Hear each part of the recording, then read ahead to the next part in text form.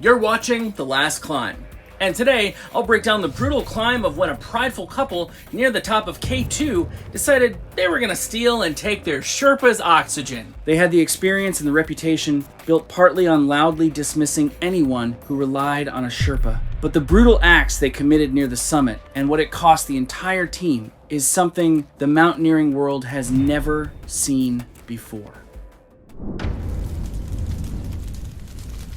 It was the 27th of July, 2022, a little below the summit of K2, in the thin and killing air above 26,000 feet, where a husband and wife stood over the exhausted Sherpa they had hired and demanded the oxygen cylinder on his back, not yet understanding that taking it would do almost nothing to save them and everything to finish them. Their names were Sten and Sabine Nyland, a Norwegian couple who had cut their teeth in the mountains of their home country, and they were both just 25 years old. And by any honest measure, they were real climbers. They were fit, they were tough, and they had spent years building a name in the amateur climbing world for doing things the hard way, without bottled oxygen, without big commercial teams, without the small army of Sherpas that most people lean on in the Great Mountains. They had climbed serious high peaks that way, the kind that turned most people around and earned a genuine following for it. They were not show-offs who had bought their way onto a mountain.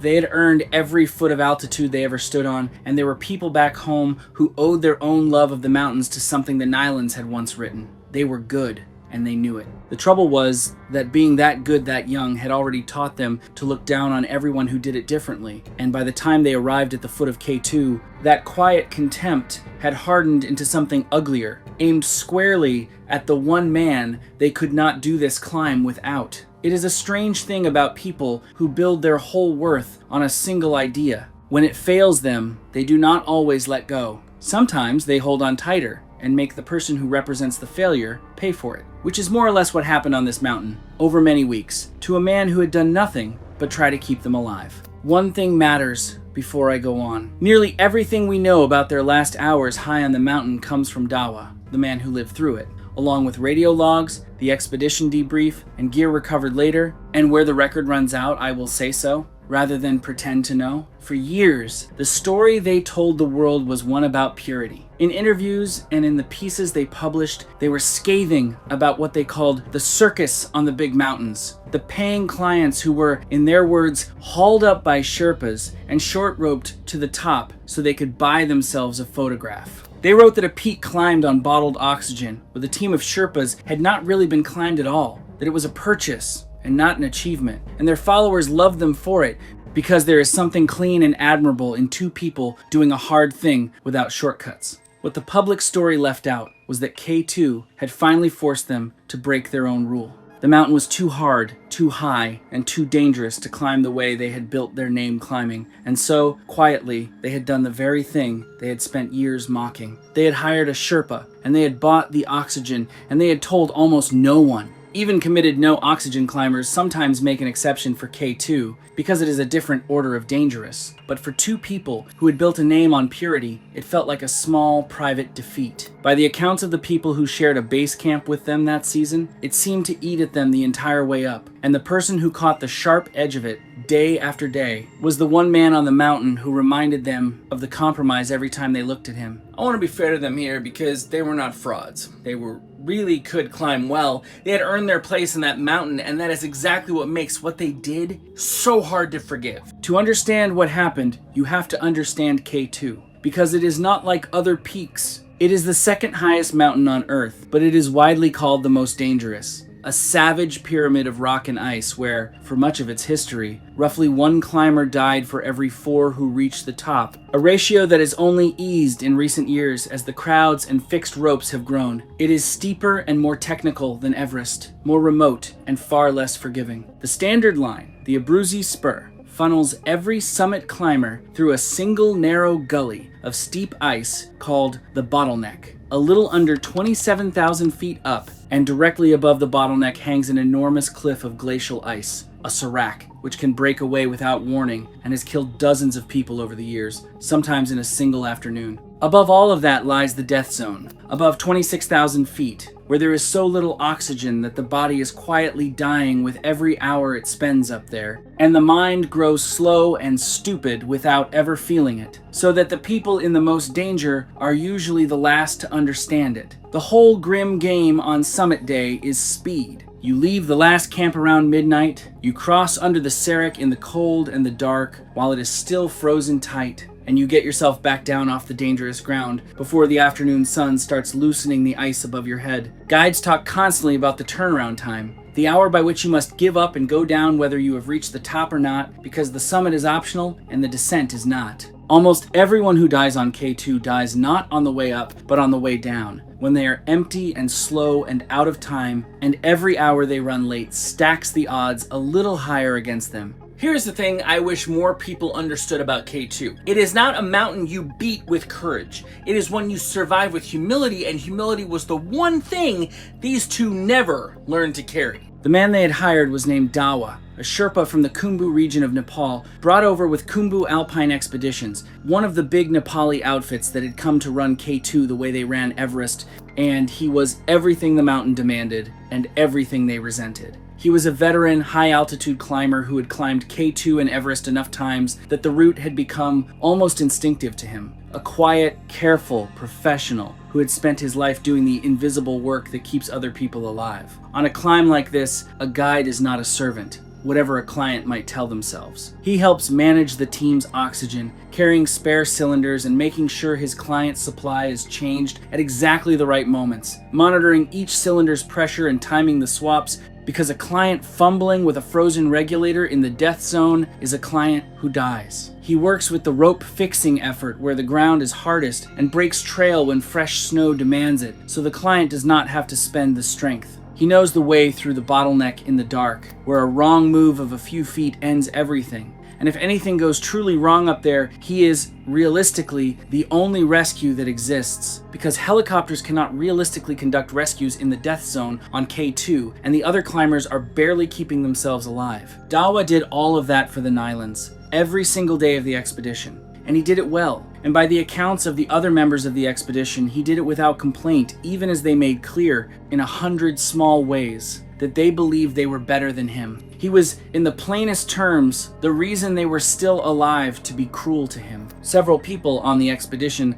later remembered him as unfailingly patient, a man who answered rudeness with quiet competence, who checked their gear twice when they were not looking, who had learned long ago that his job was simply to bring his clients home no matter how they treated him. He had a family waiting back in Nepal, and had done this many times for many kinds of people, and brought almost all of them down alive. And the only reason anyone knows what happened near the summit that day is that Dawa lived to tell it.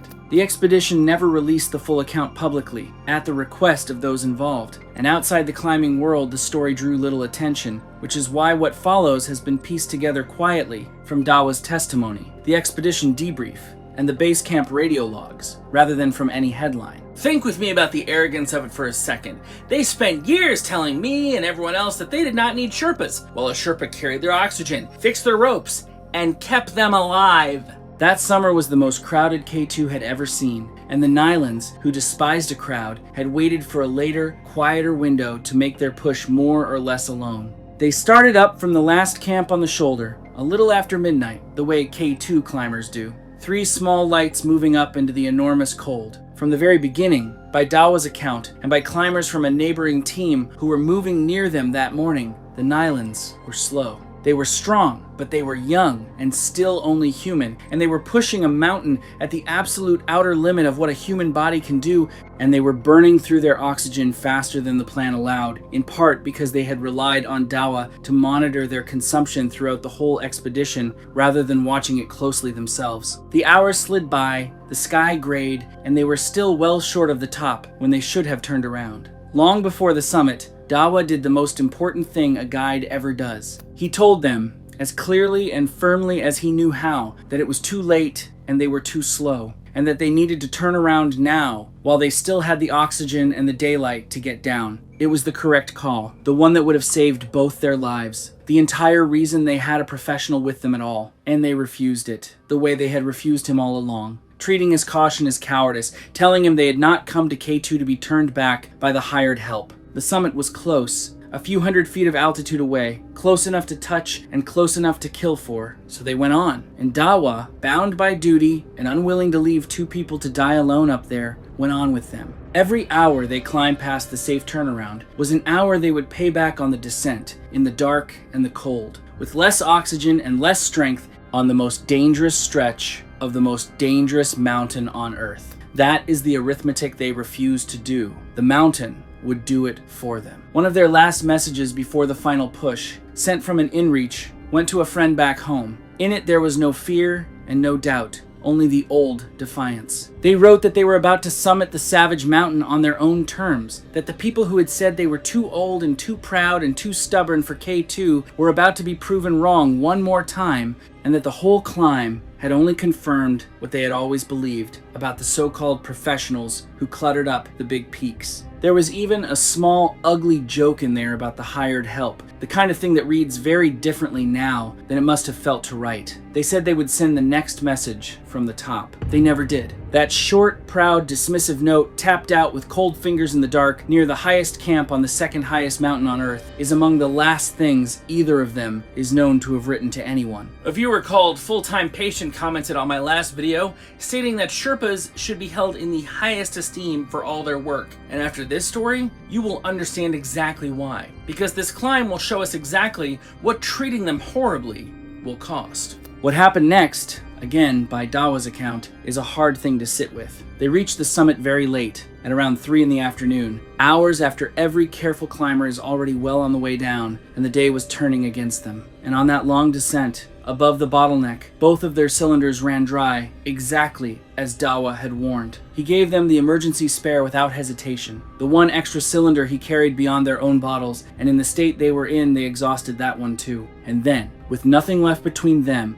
and the thin lethal air, their judgment deteriorating and the panic rising, they turned to the last oxygen on that part of the mountain, the cylinder Dawa himself was breathing from. By his account, it was not a sharp struggle, because at that altitude, a real struggle is impossible. Everyone clipped to the same fixed rope, moving a single step every few breaths. It was something slower and clumsier and worse. Two exhausted people in bulky gloves and frozen masks fumbling at his gear in the dark, one leaning on him for balance while the other worked the stiff hose loose from his regulator and wrestled the cylinder from his pack. An awful effort that seemed to take forever, until his air was simply theirs. He did not have the strength to stop them and live, and he knew it. It was, in the coldest way, the purest thing they did on that mountain. For the first time in the whole climb, they were doing it without any help. They were simply taking the help instead. And the terrible thing, which Dawa understood even then, is that it would not matter. A cylinder of oxygen is not the knowledge of how to survive up there, and it is not the man who had it, and by taking the first and driving away the second, they had traded the only thing that could save them for a few pounds of steel and gas that could not save them alone. What annoys me most is that they did not even ask. They took it and pretty much stole it from a man who had carried their lives on his back for weeks, as if his air had somehow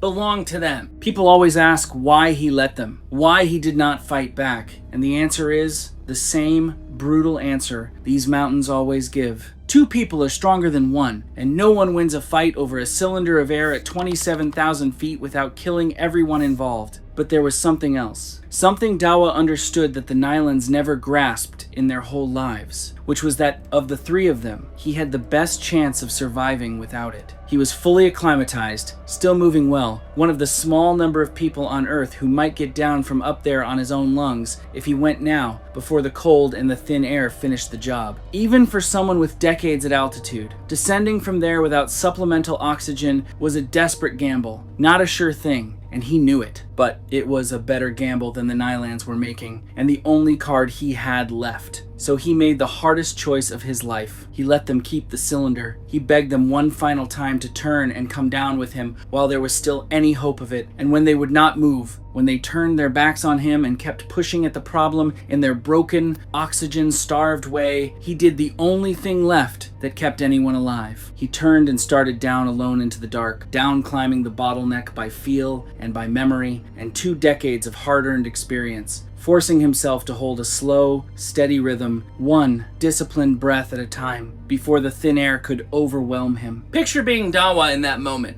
You hand the last of your own air to the people who bullied you, then climb down into the dark, hoping your body remembers how to breathe. And here's where the story turns. Because the oxygen they had taken did not save them, and it was never going to. What a later summit team documented in photographs before they descended. The regulator on one of the abandoned cylinders still turned to its highest setting, and what Dawa had feared with a sick certainty as he climbed away from them was that they had not used it the way it needed to be used. For the whole climb, he had managed their oxygen for them, the flow, the pressure, the rationing that makes a cylinder last as long as it has to, and now, alone in the dark, panicking, their judgment coming apart in the death zone, they appear to have done the one thing a professional fight's hardest not to do. Instead of holding a low, disciplined flow, they appear to have turned the regulator to its highest setting to chase the relief of one full breath, leaving it high even while stopped and wasting it in their panic, draining a cylinder that was already part used far faster than it should have gone. It would have felt wonderful for a little while, that first flood of oxygen after hours of starving for it. Then it would have hissed empty, somewhere in the small hours, and they were exactly where Dawa had told them they would be, benighted above the bottleneck, deep in the death zone, with no oxygen, no guide, and no way down in the dark. The cylinder they had taken by force did not last them the night, and it had cost them the one person on the mountain who could actually have gotten them home. Now here's the part I cannot get over. The part that feels almost designed. The one skill they never bothered to learn was the exact skill they needed the second they finally held that tank in their own hands. There is one last piece of them, recovered much later from a small camera that a following expedition found half buried in the snow beside the fixed ropes and carried down. It is only a few seconds long, filmed at some point that final night, and it is not dramatic, which is somehow worse. It shows a narrow cone of headlamp light, a slice of black sky and cold stars, and the sound of wind and of breathing far too fast and too shallow, the breathing of people whose bodies have already begun to lose. Neither of their faces is really visible. There is no speech, no message, no goodbye to anyone, just the two of them, somewhere above the bottleneck in the enormous dark, the beams swinging slowly across the snow and then going still.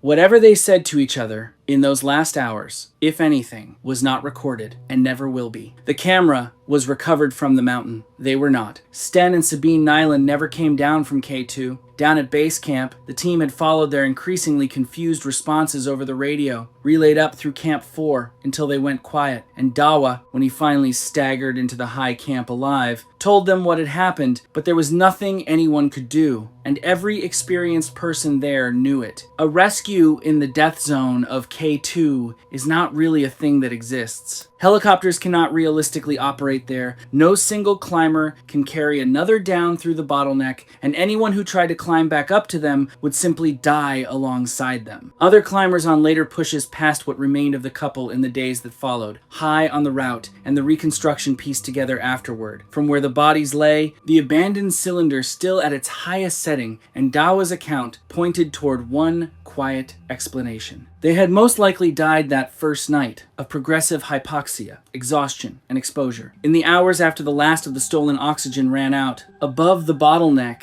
they had been warned they would never cross again in the dark. Like so many before them, they were never brought down. K2 almost never gives back its dead, and it did not give back these two. They are, most likely, up there still. Dawa lived. He got himself down the bottleneck and the long fixed ropes below it in the dark, without supplemental oxygen, one of the hardest survival feats on that mountain. As far as the high camp, where other climbers reached him, got him onto another bottle, and helped him the rest of the way down, frostbitten and hollowed out but alive. But he did not come down whole. He had done everything right, and still had to get himself down alone, knowing the two people he was hired to protect were dying in the dark above him, holding the very air he had handed them. He radioed what he could, and the team at base camp listened and could do nothing. Everyone who later heard the story, pieced together from the expedition debrief and the accounts of those who had been on the mountain, understood at once that none of it was Dawa's fault, that he had gone further than nearly anyone would have, giving up his own oxygen and very nearly dying for people who had shown him nothing but contempt from the first day to the last. In any sane accounting, he was the hero of the whole terrible story. But understanding that and living with it are two different weights, and by every account, it is a night he has never fully left behind. He does not tell the story often. When he does, people come away understanding what the Nylans never did, that the strongest person on that mountain was the one they had looked down on the whole climb, and he proved it not by taking anything, but by giving away the last of what he had and surviving anyway. The word people keep using for this is karma, and I understand why. But I do not think the mountain punished them. I think it simply stopped protecting them the moment they drove their protector away. In the end, the thing that killed Sten and Sabine was not the cold, exactly, and not the altitude, and not even the empty cylinder in their hands. It was the belief they had built their entire lives around, that they did not need anyone, that the people who helped them were somehow beneath them, that real strength meant never once depending on another human being. For as long as they had climbed, that belief had made them formidable, carrying them up mountains most people would never dare touch. It was not a stupid belief, nor held by stupid people. But it had a flaw, one most of us are lucky enough never to have tested, and on K2, it was tested to destruction. Because the one time it truly counted, they could not do the humble thing. They could not accept that the quiet man carrying their oxygen was not the hired help, but the single thread their two lives hung from. In the end, panic stripped away every principle they thought they had, and the two who had built everything on never needing anyone died, taking the last of what another man had in the cruelest way the mountain had to offer. This is the part I will never forget. The oxygen they killed for was worthless without the man they took it from, and by the time that truth arrived, he was already far below them, still breathing. I do not tell this story to dance on their graves, because there is nothing to celebrate in two people freezing to death at the top of the world, however they got there. They were brave and gifted and, in their own hard way, admirable. Right up until the moment their pride asked them to choose between their own lives and someone else's, and they chose wrong. Most of us cannot say what we would have done, starving for oxygen in the dark. But most of us never spent 20 years building a life on the idea that other people were beneath us. And that is what made their choice so easy and so fatal. The lesson buried in all of it is not really about mountains at all. It is that the people who carry us, the ones doing the quiet work that keeps us alive, are not beneath us. And treating them as though they are is a debt that comes due, sometimes all at once, and with terrible interest. K2 does not deal in karma. It has no memory and no malice. It only deals in consequences, and it collected these in full. And somewhere far below the place where the Nylans stopped, a tired and decent man walked down out of the dark on his own 2 feet, still breathing, carrying a night he did nothing to deserve. If you liked today's video, go ahead and hit that like button, and what the heck, go ahead and subscribe. You know you love the channel.